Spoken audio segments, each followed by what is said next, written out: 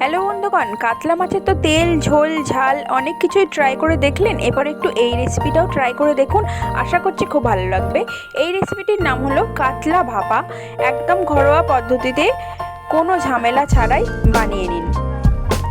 তো দেখুন, প্রথমেই মাছগুলোর ওপর স্বাদ মতো নুন, হলুদ, 1 চামচ লঙ্কা গুঁড়ো, 1 চামচ ধনে গুঁড়ো, 1 চামচ জিরে গুঁড়ো দিয়ে ম্যারিনেট করে রেখে দিন 15 মিনিটের জন্য।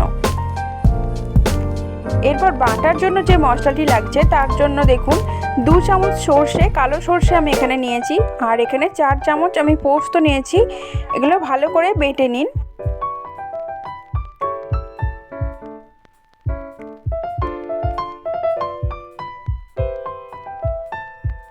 বাটা মশলাটি রেডি করে নিয়ে একটি টিফিন বক্সের মধ্যে ওই মশলাটি দিয়ে ওপর থেকে ম্যারিনেট করা মাছগুলো দিয়ে দিন।